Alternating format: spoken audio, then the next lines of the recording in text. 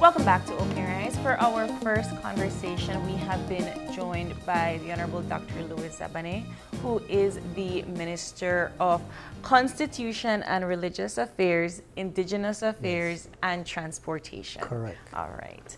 Thank you so much for joining us this morning, Doc. Good morning. Good morning. Thanks for having me. Thank you very much. And of course, you have your hands tied with all of these different ministries, but we wanted to begin first with the conversation on modernizing public transportation. Now, this has been in the works for the better part of a year since you've assumed the ministry head. I just wanted to first ask about the consultations and how you've gotten to this point. Yes. Because now I understand that there is a majority that is in line with modernizing public transportation, but we Indeed. still have some that have not come on board. Right. So first, I'll just allow me to say good morning to everyone tuned in across the country, and especially in our beautiful Dangriga, Sarawi, and Hope Creek area, and of course all the people working at the ministry. Yes, we had a press conference last week in which we shared with the public, and we're so grateful to the media and to opportunities like this, because it's important to share where we are. We have gotten to the point where the company has been formed. So a national bus company is now registered, and we are now completing the subscriptions of shares that will go to all the operators who are participating, to the government, and that portion that is there for institutional investors. So as it stands, as we showed at the press conference, we're a little shy of $50 million in the opening balance sheet. Of that, about 19.5 comprises the operator's value, and then about 22 or so, 22.5 for government, and then the rest for institutional investors. The operators, as you know, as you correctly said, we've been working with them since May of last year. We had extensive consultations, both as groups, in groups and individually, where we discussed what would be something that they would support. We didn't get 100% support. At this point, we are at about 65% of the market, because the way we measure it is not just that, by number of operators, but by how many miles they cover with their road service permits. So the ones who are in are the larger ones. For example, we have James, we have Westline, we have Floralia, we have Silvers, and quite a number of others that added up to 18 about 2 weeks ago. Then one smaller one that just a person has one run decided to stay out, and that's quite fine because this is voluntary. It is not a nationalization, it is voluntary consolidation. So we said, based on what you're experiencing now and what we have agreed to do, and looking at the cash flows, are you prepared to make this transformation? And of that, as they say, the proof of the pudding is in the eating. Doc, let me ask my first question, right?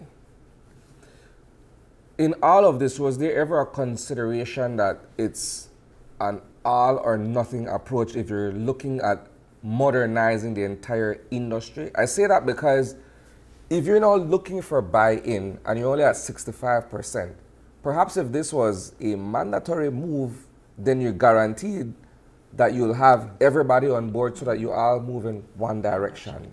We considered that, and there are, of course, risk and rewards with every decision.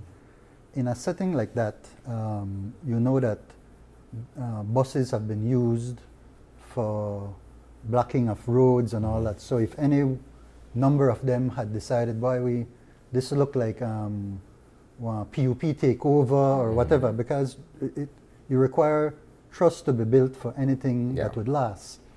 And we detected that some of that was there from the beginning, and we felt that that would not necessarily be the best way to go. So that would clearly have, gotten us much quicker to that point where we get everybody on board, in a sense, forcibly. We felt that instead we wanted to make a case based on numbers. So they chose a committee that in turn picked 6 auditors out of about a list of 20 that we have in the country. Of that, they shortlisted again to 4, and we went regional: North, Central, West, and South. The auditors went to work, they came back with their findings, and they sat down with each. There was a non-disclosure agreement where then at the end of the day, the operators were satisfied that the audits reflected their true value. And so with that now we have people who are members, shareholders of the National Bus Company, who are themselves very motivated to see the company succeed. That What is do very they important. benefit from? In terms of this entire consolidation, if I could use that description, what do the stakeholders get? What are the benefits? So they're tremendous. You know, we've been suffering for years. Myself, having this privilege, I think Prime Minister told me clearly, he said your experience in the bus industry way back in Z-Line, that's one of the reasons why we're bringing you on board in this capacity. And it paid off, because I knew many of the players. We were able to sit down and relate and see that from the 90s where we were with the quality of service, there's been a tremendous deterioration from then to now. You know, you don't have a ticket, you don't have reliability. Many times your life is in danger with racing. So all these things, that the terminals are in deplorable conditions. So clearly, one of the aims is to ensure the safety of our commuters, that they are in a bus that is of high quality, air conditioned, bucket seats, seat belts, these types of things. As I said, I think the last time we were here, we're now, back then in 2025, we're now in 2026. So these are things that any country should be working on, because a large portion of our population relies on public transportation to go to work, to go and do business, etc. And our numbers show on a daily basis about between 8,000 and 12,000 Belizeans are on these buses across the country, just on the intercity highways, as we say, between the municipalities. Because then you have an additional number who come from the villages to the municipalities. And of course we have all the primary school buses and high school buses as well. I really would like to understand what the plan is for monitoring the National Bus Company. Yeah, so now we're talking a public-private partnership, and it's a private company of which a majority would be owned by government and an institutional investor. Of course, with a strong participation of the operators. This coming Friday, there will be a general meeting of all the shareholders, and a board will be selected. That board then immediately will hire a management team, a leadership team that will be given a 6-month contract. During that 6 months, from March 1st to August 31st, that leadership team will work on the transition. At the end of that period, the board will then advertise with enough time for CEO, all those positions that we need. And then we go from there with bringing in the electric buses, because we're looking now at 110 electric buses to completely renew the fleet that we will be using in this transition period. And so it is that management team now that will put in place certain innovations to us that are now common in most national transport system, bus systems. So one that will go in that we've already piloted here in Belize City with the electric buses is the cashless system. So now, over that 6-month period, we'll be working with the public to gradually introduce the cashless system, where you get a card, you can tap it up, it's going to be driven by Digi, and you tap your card and you get into the bus, and then you tap on the way out, and so you know what you're supposed to pay or what is charged. Yeah. Then we have cameras in the buses. The cameras you can see inside the bus and in front of the bus. And that helps us to monitor where they stop, who gets on, gets off, all those things. Then that's part of the tracking system. The tracking system also in your monitoring room with large screens, you would be able to see the whole map of Belize, all the highways, and know where every single bus is in real time, and be able to monitor its speed and all that. In addition to that, when a driver gets in before the ignition can come on, you have to swipe a card so you know which driver is with which bus, and then you can monitor their performance as well, how they're handling the bus, etc. So a number of things that are out there already and that we will incorporate using technology. In the face of this though, and it's all well and beautifully put out there, 35% of the industry is saying we're not upon that. Isn't it perhaps a bit counterproductive for them that they wouldn't want to be a part of this modernization process? Because at the end of it, Doc, it's about customer satisfaction, right? Yes. Me, an average person, I get on a bus, and if all of this is being proposed for us to be able to enjoy our commute, then why would others not want to buy into something like this? Well, absolutely. I believe that all customers have shared that view strongly as well. So what we have said, and we've said this publicly and privately to them, your road service permits have 18 conditions. We have upgraded a few of those to meet with the times. Some of them are very basic. You have to have a spare. You have to have a fire hydrant mechanism to be able to deal with any outbursts of fires which we've seen, right? Your equipment must be of a certain standard, right? Your timeliness between point A and point B.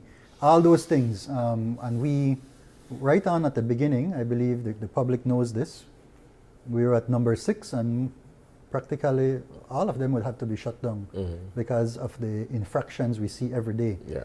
So we've made it clear, and we've given everybody enough time to be able to prepare themselves. Something else that we've discussed at Cabinet, and I'll be putting forward a Cabinet paper, is that over a period of time, the intercity buses, those that run between towns and cities, will be given a certain period of time, perhaps 5 years, after which they will also have to have electric buses, right? So that everything is on par, right? The National Bus Company has a certain standard. They have to meet or surpass the standard.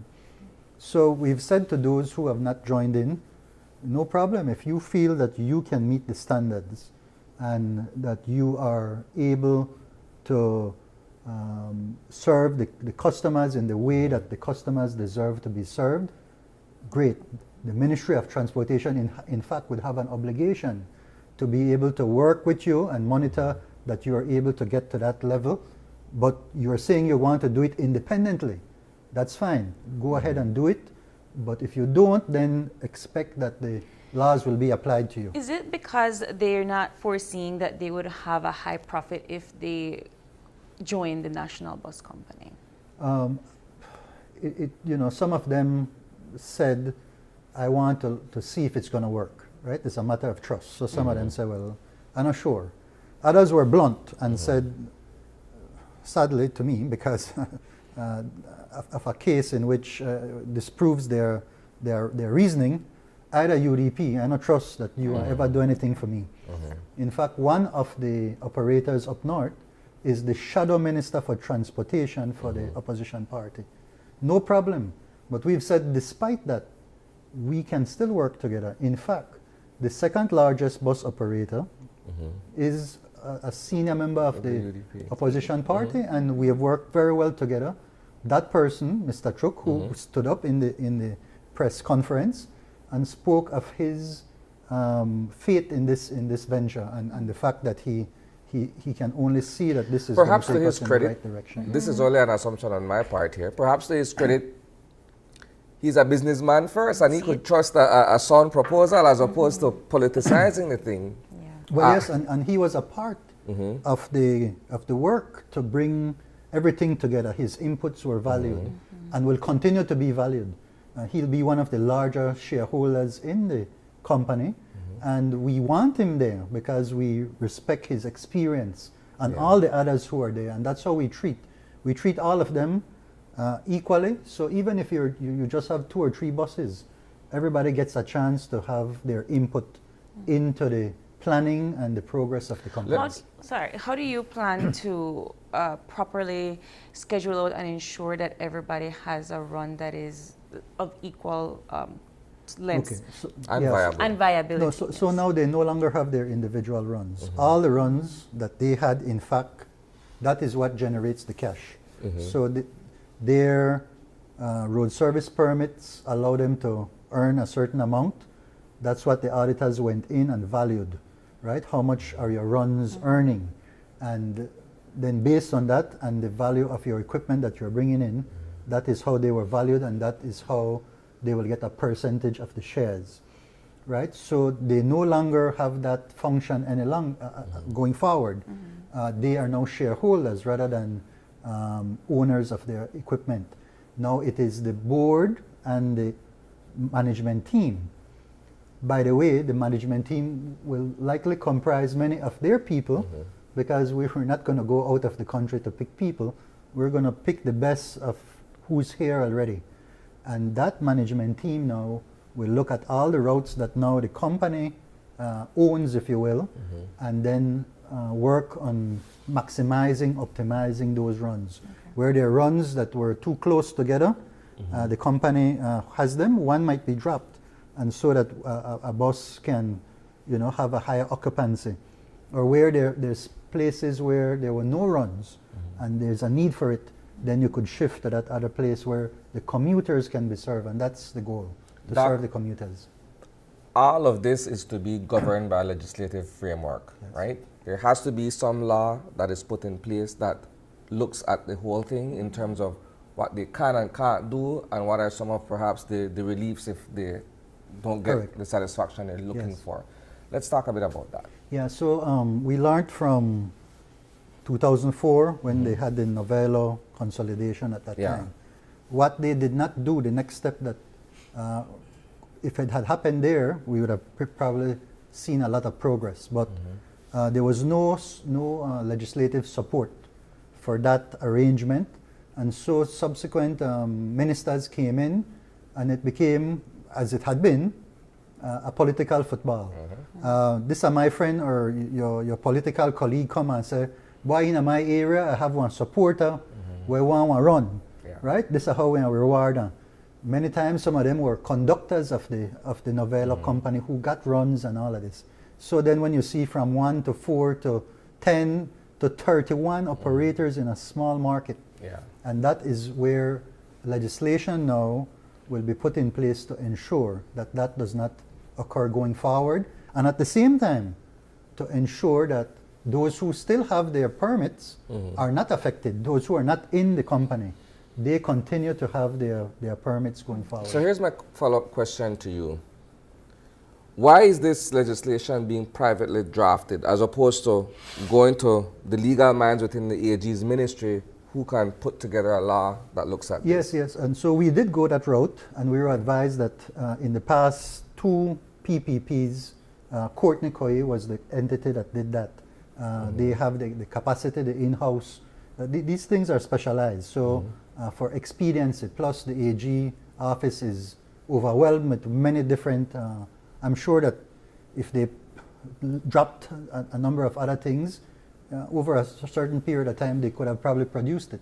But we don't have the luxury of waiting. We've been waiting for 2 decades for this to happen. So this is the expediency, and they have the capacity that they have been advising us along the way on these matters, because we want to make sure that at the end of the day, when we, as we progress, that we are meeting all of the legal conditions and requirements. When do you anticipate that this particular national bus company, you have foresight in terms of profit turnover, ensuring that maybe you get more persons that join us afterwards.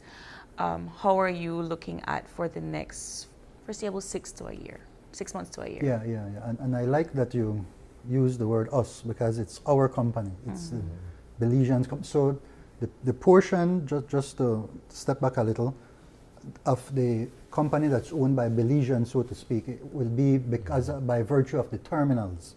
All the terminals now are owned by this company. Those terminals came into the hands of government after the Novello situation with DFC. They defaulted and that came into the hands of government. Nothing really was done to invest and improve the terminals until recently. We were able to get over $2 million to improve Belize City and Belmopan. That's ongoing. And so going forward now, we are making sure that we have, number one, a top management team. We want the best people there to lead. With those technologies, we believe that we'll be able to have that sustainability in place. And secondly, we have a training program, an extensive training program, because when the buses are out there, they're in the hands of the drivers and the conductors. We have to make sure that our drivers and conductors are properly trained. So we will be opening a driving school for bus drivers. We want to make sure that those bus drivers that are there get the full opportunity to continue with National Bus Company. However, they will not have us held over their knee. In other words, once we were developing the criteria, other Belizeans who would want to come in and serve people properly will be given an opportunity to do a proper course for driving and learning how to serve people, talking about character and those types of softer skills that are needed, so that we can have a cadre of drivers in the event that some of the others can't meet the standards. We'll have uniforms and those types of things that will hopefully give them the environment in which they can all serve at the best of their capacity. That when I invest in a new terminals or upgrading all of these terminals and stuff, right? Over 100 new buses, as you've mentioned. But then they mix all our new men. You still have the old rectangle bus. They come into the terminals, we're done, refurbished, and it doesn't. All I'm getting at is it seems a bit lopsided. Yeah, well, you remember right at on the onset I said that we are getting 110 new buses that will replace the entire old fleet. Yeah. The programming for that is up to December of next year. So we're asking the public to be patient with us. You know, we know our people and they want things move, and we're doing the best we can. But these things take time. You know, to order 110 buses at specs that we need here in the country takes a little time. There are different options. We already have 2 manufacturers from Taiwan who have been visiting. One has come twice. The other one is coming next week for the second time. They're looking at the landscape, looking at where the charging stations would need to go, those that will go through the Hummingbird, what are the specs for the buses for that versus other flat highways and so on. So we're expecting that by the end of next year, all of those Reketeke buses, as you say, will be gone, right? And but for now, we're going to take what we have and make sure that they're as safe as possible and that our people are as trained as we could get them, so that in the transition, it goes as smoothly as possible. But yes, there'll be a transition period in which we know how our people are, right? We will hear some complaints and all that, and we expect that. But we want to tell them from the beginning, allow us to make this transition, because there's no other way of doing it. We don't have all that money on day one. Bring in 110 buses right away and swap out the old buses. No, it will take some time for that to occur. How do you, I mean, yes, you're right, our people, we're not very much into change, as it will, even if it's for the betterment of us sometimes. But how do you then justify, because with the modernization, with the bus pass, with having, you know, cashless flow and so forth, there might be loss of jobs in terms of conductors. So then how do you keep people within a system that they've been used to for so many Right, years. right. So we still anticipate that we will need someone to assist, especially on the buses that are stopping at the villages and all that, you know, to assist elderly and so on. So that will continue. But they will no longer have that role of keeping Collecting the cash in money. their pocket and bringing it to the office. That happens using our electronic device, right? Now we want to step up our express service. In the legislation, as you know, we have a pricing system. And by the way, prices are not expected to go up for the foreseeable future. But we also have the express run that we haven't been using much. No? There's a small increase in the fares, nothing significant, maybe a couple dollars more. But we want to utilize that much more. So, buses coming right now, say from Benke to Belize City. They stop in San Ignacio, they stop in Belmopan, and then they reach Belize City. Even if they are an express bus, we want that once we know we can fill a bus in Benke, that bus comes straight to Belize City, right? In San Ignacio, an express bus comes straight to Belize City, and so on, without stopping unless you need to use the facilities or whatever. From Orange Walk and Corozal, the buses from Corozal come through Orange Walk, and because of the competition, you see, they want to stop and pack their buses. We don't have enforcement. They want standees, and all these things adversely affect the quality of service to our people. So we want to schedule the express buses, air conditioned. All the buses will be air conditioned, bucket seats, seat belts. Even we're looking and discussing with Digi to ensure that we also have Wi-Fi on the buses. Why not? This Wi-Fi is not something that is so far-fetched that we can't do that. So those kinds of things we expect will optimize the service, will increase the quality to our commuters, so that then you could have a plan. If you are a worker that comes to work from Orange Walk to Belize City every day, you could have a seat secured, and you could have a payment plan. All of these things that we see when we fly on planes and all of these things, right? So those are easy things that could be done if you have the infrastructure and the people in place. How do you plan to develop a level of awareness for the commuter? Because it will take us some time, right? Even though this is all great, it'll take us some time to actually get on board with perhaps new routes, new schedules, using a bus pass, ensuring that we have monies within that bus pass, because if it's not cash anymore, we have to be able to have that secure. Right. How do I monitor what's in my bus pass? Indeed, indeed. No, it's extensive PR. We have to be putting that out. There are certain companies that do this, that are already discussing and working with us to prepare these ads for television, radio, social media, of course at the terminals, in the buses themselves. So we want the public to know nothing. We don't have anything that will surprise them. All of a sudden you're gone, the bus not there. No. We are, on the contrary, going to be ensuring that people understand how this is flowing. In fact, this very opportunity that you've given me is a part of that process to get people to know what's happening. All right. We are going to take a quick break, Doc, but don't go anywhere, and don't you go anywhere, because we'll be back with more of conversation with the Honorable Dr. Louis Sabane. We'll be right back.